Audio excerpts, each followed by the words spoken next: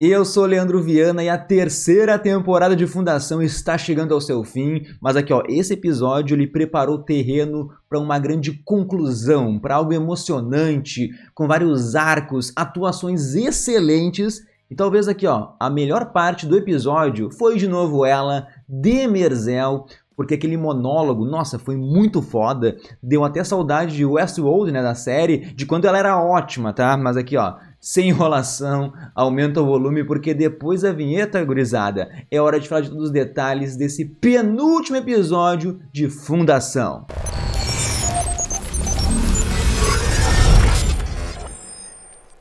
E sim, vamos começar falando então do Crepúsculo, porque semana passada eu avisei que isso ia acontecer, que ele ia enlouquecer, né, dar um recado contra os traidores do Império, mas a cena em si foi muito melhor do que eu poderia imaginar, né? O Crepúsculo, ele age como se esse ato genocida de matar bilhões de pessoas tivesse ali completamente fora do seu controle. Tipo, não foi culpa dele, mas sim foi culpa dos 3 representantes que obrigaram o Crepúsculo a fazer isso. A culpa também, pô, é do Mulo, por forçar o Crepúsculo a essa situação, e a culpa também é do Irmão Dia por não estar presente ali em Trantor, né? E obrigar então o Crepúsculo a tomar essas decisões difíceis. Coitadinho do irmão Crepúsculo, gurizada. Por isso, ele é consequente, né? Não em relação às suas próprias ações, mas sim as ações de outros que o forçaram a agir. Então esse Crepúsculo é insano, é psicopata, sociopata. Tipo, chega a ser engraçado a conversa dele com a Quentty. Ele diz que sabia que ela ia ficar ali chateada com o genocídio. Chateada, mano, né? As mulheres sempre pegam no pé, né? Com essas pequenas coisinhas, tá ligado? Então o maluco, ele acabou de cometer uma das maiores atrocidades em massa e queria sentar na mesa ali com a sua namoradinha e se deliciar com um banquete. Pô, ainda matou lá o cordeiro de estimação do Irmão Dia.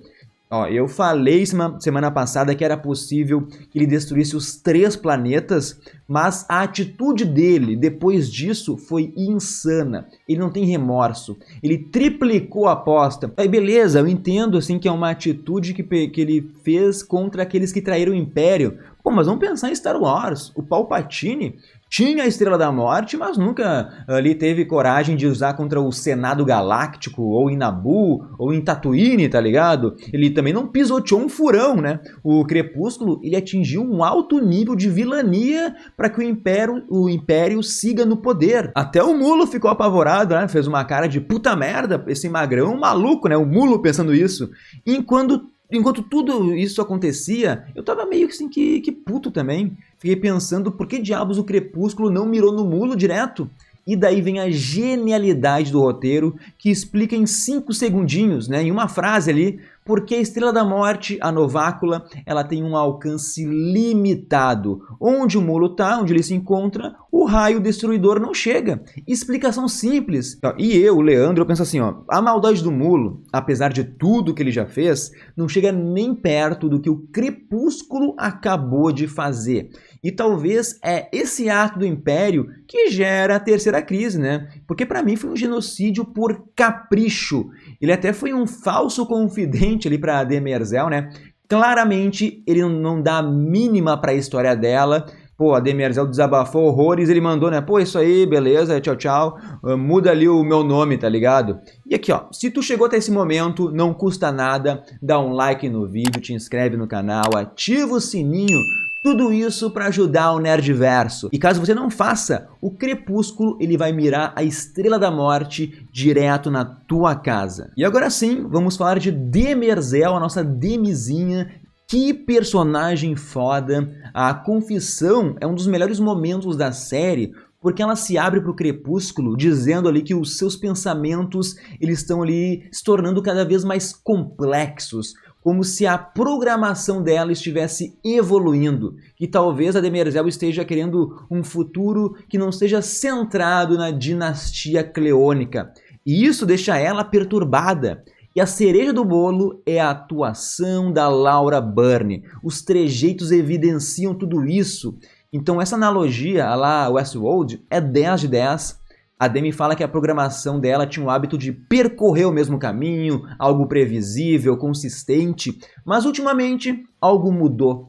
Surgiram uma série de escolhas e a mente da Demerzel se tornou um labirinto. E daí, a pergunta de R$1 milhão em barras de ouro é se ela é obrigada assim a avaliar todos os caminhos possíveis que esse labirinto lhe entrega. E como eu disse antes, o Crepúsculo cagou para esse desabafo, tirou ela muito pra merda ali, e desse jeito ela então vai até a biblioteca para ver o mesmo documento que o Alvorada ele solicitou lá no começo da temporada. E com isso, ela acessa ali o primeiro Radiante e busca orientação com a Kali, e aqui a história fica interessante.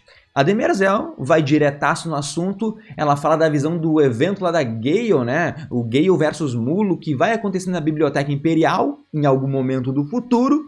E daí ela conta a história que nos últimos dias da Guerra dos Robôs, eles se esconderam ali nas paredes, no chão daquela biblioteca, mas mesmo assim os humanos encontraram e os mataram. Dito isso, o esconderijo ainda existe e a Demerzel está em dúvida se caso assim ela oferecesse lugar para a segunda fundação, se isso vai desencadear o ataque a Trantor. Então, ao invés de proteger a fundação, ela está dando eles de bandeja para o Mulo.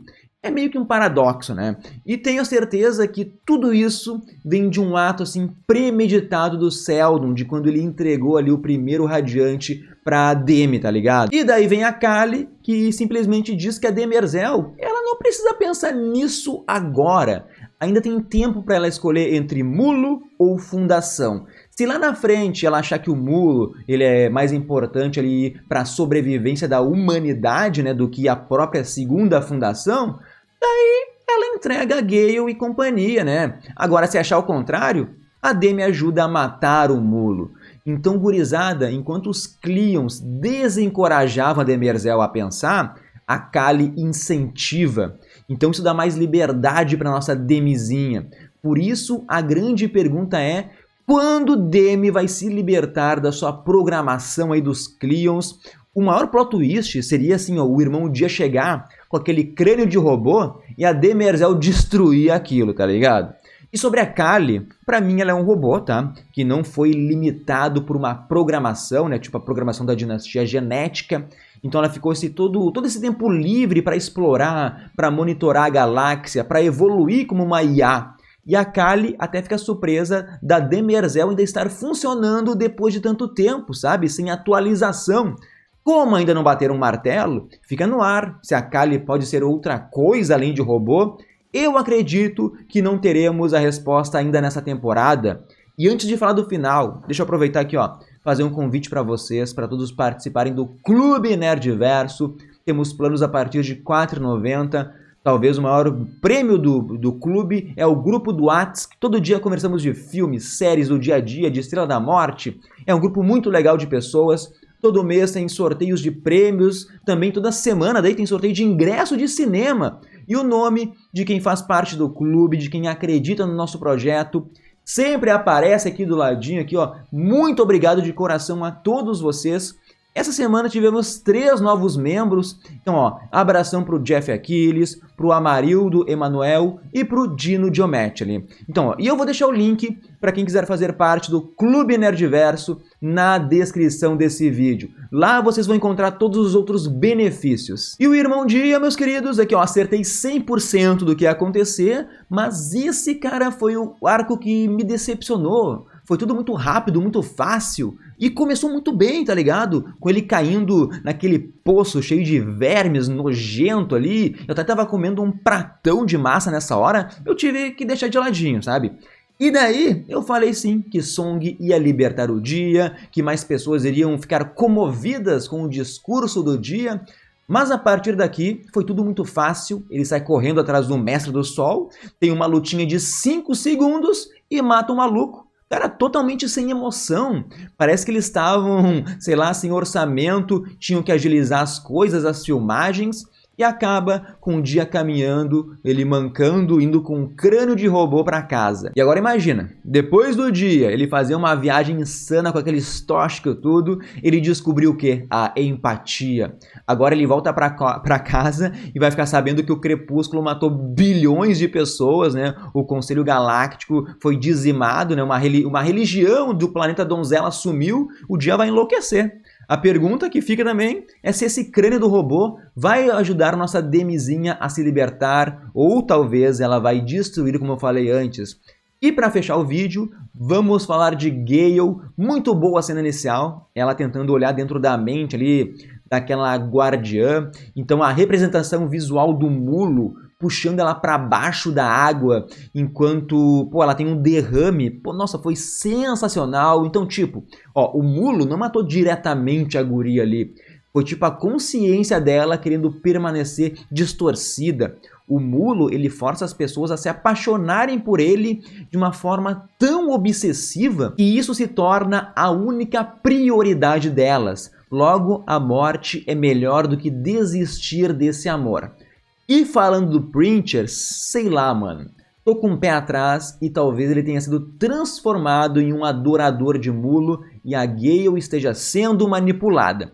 E o Magnífico, pô, disse que o mulo salvou ele há muito tempo e, dito isso, a nossa teoria de que ele é o bebezinho do flashback continua de pé. Ou o Magnífico é o irmão mais velho e o bebê era o mulo que matou os pais, né?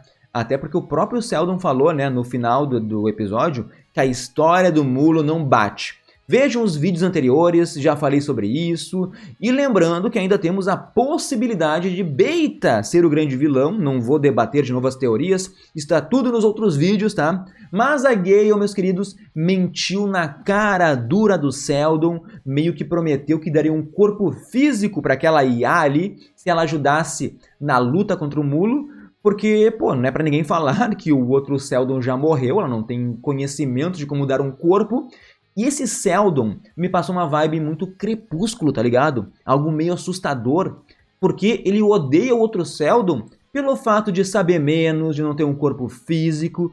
Então é meio engraçado que no episódio passado, esse Seldon falou pro mulo que, pô, ele não tinha sentimentos, por isso o poder não afetava ele.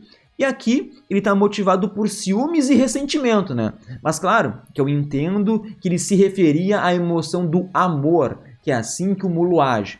Bom, espero que esse arco ele tenha fim no próximo episódio, porque se deixarem o embate Gale e mulo para a próxima temporada, nossa, vai ser muito broxante.